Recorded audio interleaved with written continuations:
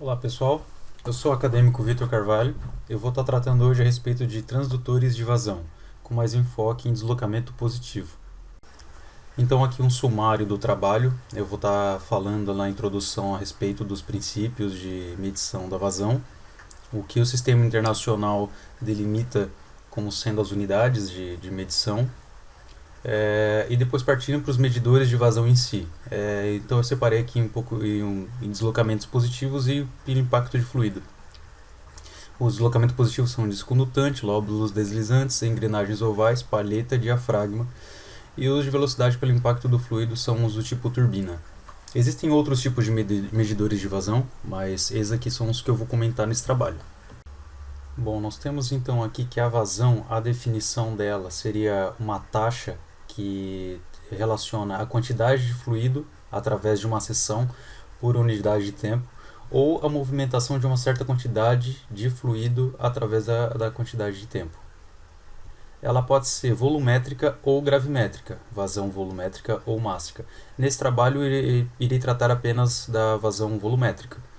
A vazão volumétrica, pela formulação, ela pode ser calculada através do volume por uma unidade de tempo, ou seja, segundo, minutos, mais à frente eu vou falar na parte do SI, ou também pela velocidade média da vazão do fluido através de uma área, de uma seção, como a gente pode ver nessa imagem de uma tubulação. Velocidade média do fluido passando através dessa tubulação vezes aquela área calcula a vazão do fluido. Então aqui temos a vazão mássica ou gravimétrica. Ela relaciona uma quantidade de massa que passa por determinada quantidade de tempo. Ela também é uma taxa, né? E ela pode ser relacionada com a vazão volumétrica através da densidade do fluido que está passando por ele. Geralmente em tubulações e em sistemas fechados, essa densidade ela é inferida através da temperatura e pressão, devido à dificuldade de colher amostras ou até calcular a densidade dentro dessa... Bom, enfim, tirar amostras do fluido ali dentro, principalmente quando se trata de gases. Bom, pelo sistema internacional, então, a vazão volumétrica, as unidades dela são metro cúbico por segundo, a vazão mássica, quilograma por segundo. Como a vazão volumétrica em metro cúbico por segundo, ela não fica muito prático em usos de indústrias e até fornecedores de equipamentos, outras unidades são mais usuais e utilizadas no mercado, como metro cúbico por hora, litro por minuto, litros por segundo, gallon per minute e gallon per hour, por exemplo. Bom, um conceito e visão geral de medidores de vazão, de deslocamento positivo. Esses medidores eles contêm elementos mecânicos que definem um volume conhecido preenchido com o fluido que está sendo medido. O movimento rotativo pode acionar um mecanismo simples de engrenagens, ponteiros ou dispositivos eletrônicos dos instrumentos mais sofisticados. Alguns têm baixa incerteza, da ordem de 0,2% do volume real, de modo que podem ser utilizados como padrões de aferição de outros medidores. São mais indicados para medição de volume acumulado durante um determinado período, pois normalmente possuem alto tempo de resposta e não conseguem responder a variações rápidas da vazão. Eles têm uma vantagem de ser adequados para a medição de vazão em fluidos viscosos, como óleos. São equipamentos de baixo custo. São imunes à variação do perfil de velocidade e na configuração da tubulação a montante. Eles têm uma leve desvantagem no geral. Eles são sensíveis à presença de fluidos, à presença de partículas nos fluidos em suspensão ou bolhas de gás. E na saída deles eles podem induzir pulsações no escoamento. Bom, iniciando agora com o primeiro transdutor de deslocamento positivo seria o disco nutante. E antes de falar as características dele, eu vou mostrar para vocês aqui um vídeo. Essa é a maneira como ele funciona, como ele opera. Ele é constituído de uma esfera, um disco e um pino axial. O conjunto móvel separa o fluido em incrementos. Vocês podem ver que aqui o fluido passa uma hora por cima, outra hora por baixo. Para cada ciclo que ele opera, uma quantidade específica de volume é transferida por dentro dele. E no final, o pino axial lá em cima, ele é conectado a um dispositivo contador, pode ser analógico ou pode ser eletrônico. Eles são feitos em uma vasta gama de materiais, pode ser feito até de bronze ou plástico. As aplicações dele são recomendadas para vazões relativamente baixas, 2.6 até 26,4 gallon per minute, ou eu fiz ali a conversão 0,16 até 1,67 litros por segundo. Depois eu vou mostrar para vocês um datasheet que eu peguei. Outras bibliografias falam a respeito de vazões máximas até 10 litros por segundo, mas eu não cheguei a encontrar. Então, a aplicação de disco nutante ele é mais usado para medição de fluido líquido. O mais comum utilizado hoje em dia é para hidrômetros residenciais, aqueles relógios d'água que se chama, na frente de casa. Alguns deles utilizam esse princípio, não são todos. Na indústria, ele é utilizado para medição de fluidos perigosos, como líquidos inflamáveis, ácidos ou bases muito agressivas. Ele é muito utilizado no ramo farmacêutico, alimentício e cosmético. E a proporção dele é pequena, né? A vazão pequena, então faz com que ele tenha uma boa precisão. A vantagem dele é o baixo custo, a pouca manutenção dele, tendo em vista que a vida útil do disco dele é grande, pouca queda de pressão ele causa na linha, né? Esse equipamento de medição. Ele tem relativamente uma boa incerteza, seja 1%, mais ou menos 1%. A desvantagem dele é que o líquido deve ser limpo, sem partículas suspensas, pois podem danificar e travar o funcionamento dele. É limitado ao diâmetro do tubo, né? Então ele deve ser comprado para aquela aplicação, para aquela tubulação. Ele funciona em pequenas vazões apenas e também a viscosidade é uma grande influência na medição dele. O datasheet que eu encontrei aqui, ele é de um fornecedor alemão. Ele é utilizado para aplicação farmacêutica, cosmética e alimentícia. A vazão dele é nesse limite. Geralmente eles botam aquele 10:1 como vazão máxima e vazão mínima. É a relação entre os dois. Ele delimita e se torna uma característica daquele medidor de vazão, que dá, em conversão, dá aproximadamente 10 litros por minuto até 100 litros por minuto. Como eu disse, já tinha falado antes, as unidades são mais ajustadas ao valor mais palpável que a gente utiliza. Melhor do que utilizar 0,0000 metros cúbicos por segundo. A viscosidade máxima que ele opera seria 4.000 centipoise, é uma equivalente em milipascal por segundo. As incertezas dele operam entre mais ou menos 1% da fator de escala. Pode ser muito menor se ajustado para a viscosidade do fluido que está operando. Só uma observação quanto à viscosidade, eu não falei dela e eu não pretendo focar nela nesse trabalho para não estender muito. Mas só para ter uma comparação mais palpável, a viscosidade da água é em torno de 1 centipoise, a viscosidade do mel é 300, a viscosidade da manteiga 10.000 e a do piche, que é o material que é feito o asfalto, apesar de não parecer, mas ele flui, ele tem um escoamento e é da ordem de 230 bilhões centipoise.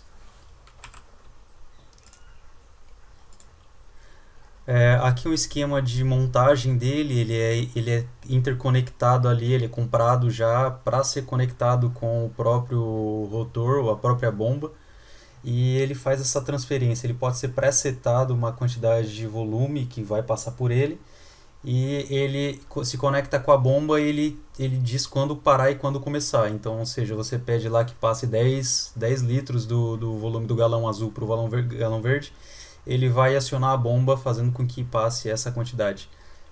Por isso esse produto ele já tem um sistema integrado nele, da bomba e medidor, e que é possível pré-selecionar esses valores.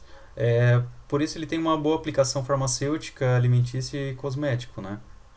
Esse sistema de medição que ele é tudo eletrônico, então ele utiliza solenoides conectados àquele pino de eixo que rotaciona, e ele é ligado na parte axial para fazer a contagem das nutações, ou seja, a rotação.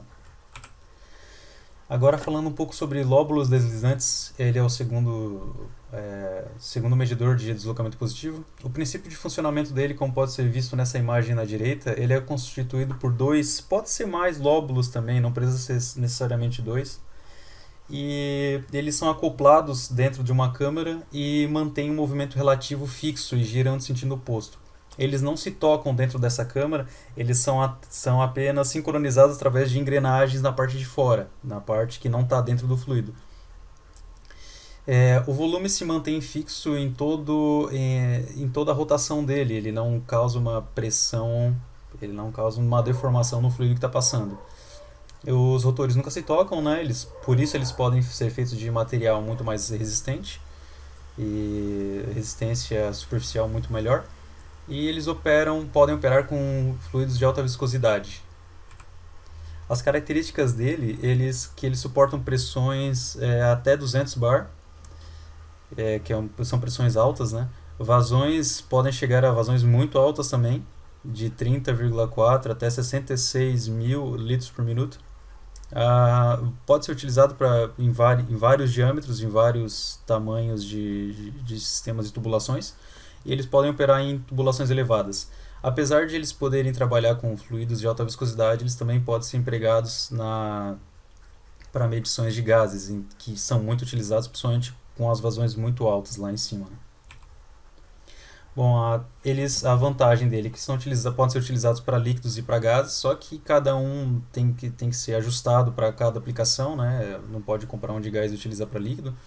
Eles podem ser usados em líquidos, já vi materiais sendo utilizados, esses equipamentos sendo utilizados para medições de líquidos com partes sólidas suspensas nesse material, ou seja, ele deixa passar coisas sólidas dentro do fluido. Ele tem apenas duas partes móveis e essas partes móveis elas não se tocam, então ela relativamente tem um custo mais e uma durabilidade mais alta. Eles podem operar em ambos os sentidos, né? E a desvantagem é que a precisão dele diminui, a acurácia diminui com invasões mais baixas. Ele tem um certo faixa de atuação. Ele é relativamente pesado e caro e pode ter problemas com vibração. Bom, tratando agora de engrenagens ovais, elas têm basicamente o mesmo princípio de funcionamento que os lóbulos deslizantes. Só que a diferença agora é que os lóbulos têm dentes que se tornam engrenagens, né? Elas são dispostas em 90 graus umas das outras. Os volumes que passam pela câmera para cada revolução é bem conhecido. Existe um contato entre os dentes da engrenagem, né? Elas são conectadas dessa maneira. E os solenoides é conectado na parte externa para contagem de pulsos. As características dela, elas são comumente utilizadas para fluidos de alta viscosidade, para medição de graxa, solvente, combustível e outros químicos. As incertezas dela é na ordem de 0,1% do valor medido e 0,2% do fundo de escala. Pressão suportada chega a 300 kg por centímetro quadrado, temperaturas até 200 graus Celsius e vazões na ordem de 0,1 litro por minuto até 20 mil litros por minuto. As vantagens dela é que ela tem uma construção simples, baixa queda de pressão, operação com baixa incerteza, relativamente baixa incerteza. Ela pode operar em ambos os sentidos.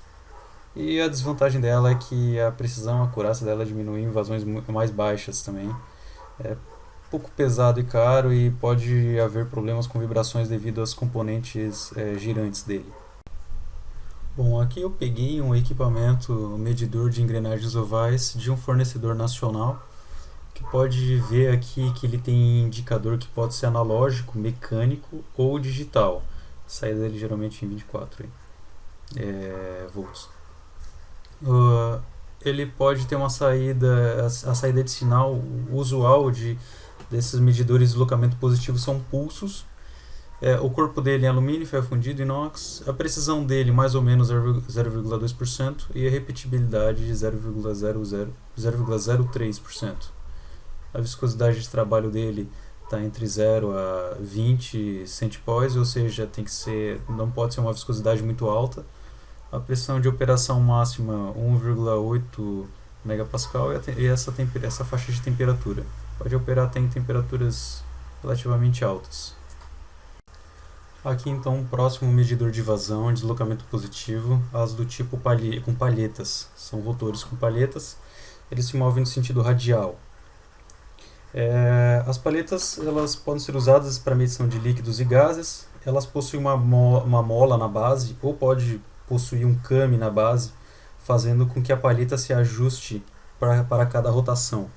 Então aqui a gente tem como se fosse, no caso, molas, e aqui como se fosse um came. Esse came aqui faz com que a palheta ela se movimente no sentido radial, fazendo com que passe volumes na câmara, volumes conhecidos. A velocidade de rotação dela é convertida em vazão a cada pulso, e para essa medição a exatidão típica é da ordem de 0,5%.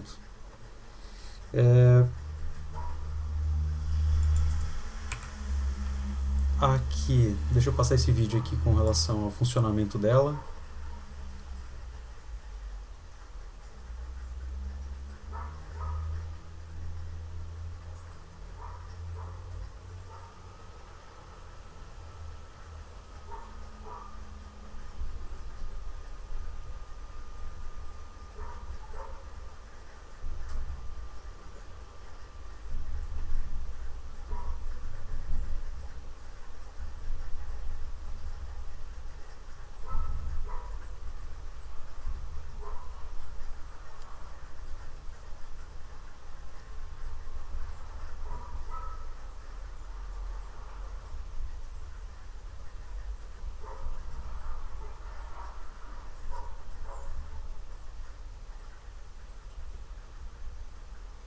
Nesse caso aqui pode ser observado que tem um came ali dentro, fazendo com que essas palhetas se movam em sentido radial. Bom, elas operam com uma incerteza da ordem de 0,1 a 0,3 do valor medido e repetibilidade de 0,1, 0,01 e 0,05. As vazões podem atingir até 1,2 metros cúbicos por minuto e elas são geralmente aplicadas na indústria de óleo e gás. As vantagens. Ela é precisa num range bem grande de vazão. Ela é compacta e bem vedada, operação com relativamente baixa incerteza. A vida útil dela é relativamente grande. As desvantagens desse medidor é que o fluido não pode ter partículas suspensas, não pode ter sólido. E ela perde pressão, ela retira a pressão do sistema com o aumento da vazão. Esse aqui é um medidor de vazão do tipo diafragma. Ele possui 4 compartimentos, sendo que 2 de compartimentos deles são 2 diafragmas. Eles medem volumes isolados de gás, sucessivamente enchendo e esvaziando os compartimentos. O enchimento e esvaziamento do compartimento são controlados por válvulas e transformados em movimento rotatório para operar um contador ou calibrador. Então eles enchem e esvaziam os diafragmas B e C, enquanto um esvazia, o outro enche, e assim sucessivamente, fazendo com que ocorra essa vazão bem conhecida para cada ciclo de operação. Eles são geralmente feitos em alumínio e o diafragma pode ser feito em borracha sintética. As características. Ele é muito utilizado para uso residencial em medição de gases. Eles não podem operar em médias e altas pressões, eles não podem operar em altas vazões, porém eles possuem uma alta faixa de operação de vazão, ou seja, aquele range ali é a vazão mínima e a vazão máxima que ele pode operar. Está entre 150 para 1. A precisão dele está em torno de 1,5 a 3%. E pode atingir valores menores, dependendo do fluido que está passando, calibração e aplicação e correções. A vantagem dele é que ele é relativamente barato, comparado a outros medidores. A razão de vazão dele é muito alta, ele pode operar numa faixa bem larga de operação para aquela quantidade, para aquela incerteza que ele promete, né? Ele tem uma baixa queda de pressão também. No fluido passante tem, que é em torno de 1,5 milibar. E as desvantagens dele é que precisa de calibração para a condição do gás. E eles não operam com altas vazões também.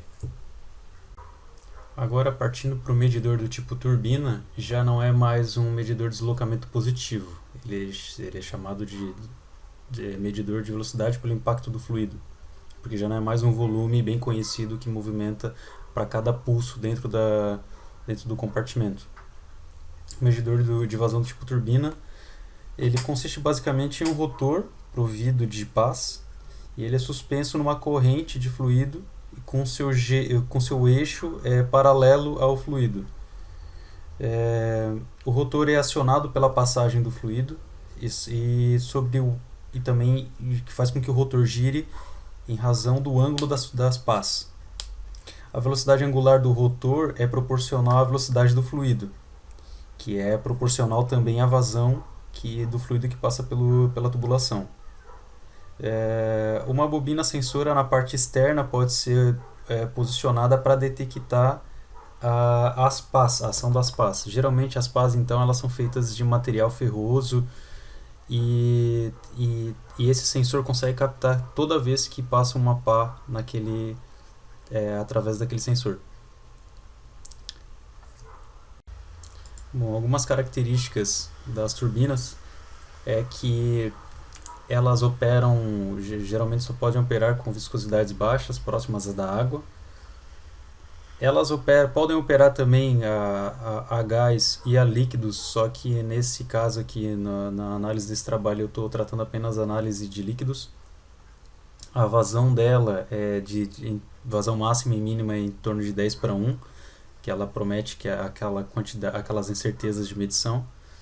E ela pode operar até com uma vazão de 7.000 metros cúbicos por hora, ou 116,6 metros cúbicos por segundo. A repetibilidade típica dela é da ordem de 0,1% do fundo de escala. Em alguns casos, dependendo do fornecedor e de como ele recomenda a utilização, é necessário utilizar linearizadores de água, que acabam causando uma perda de carga influenciando na vazão do tubo, né? O ponto ótimo de trabalho dela é recomendado em torno de 80% da vazão máxima. Algumas vantagens e desvantagens. A vantagem dela é a construção simples, baixa queda de pressão e ela opera com relativamente baixa incerteza. A desvantagem dela é o problema com a cavitação das pás, ela é pesada e cara e pode haver problemas com vibração devido ao conjunto rotacional ali. E ela necessita também de filtros para que o líquido seja limpo e sem impurezas. Agora um pouco sobre medição e condicionamento dos sinais. Todos os medidores que eu falei até então possuem conjuntos girantes, né? E a resposta deles no final sai um pulso. No esquema analógico, são engrenagens que contabilizam ali e vão somando como se fosse o relógio de água de casa, o hidrômetro que temos residenciais. E quando são eletrônicos, no caso dos datasheets que eu mostrei, eles utilizam esse efeito Hall, que na saída dele é criada essa geração de pulsos em ondas quadradas. Esses pulsos então eles devem ser amplificados, filtrados para a condição de ruído e depois é feita a integração. Geralmente, nesses sistemas é feito a mesma coisa como é feito no sinal analógico. Eles são todos integrados e mostrados um total de quantidade de fluido que foi realizado. Bom, dá para ver então que não importa muito a largura do pulso, né? Porque cada pulso ele representa uma quantidade fixa de volumétrica que passou por aquele medidor. E ela é característica daquele medidor.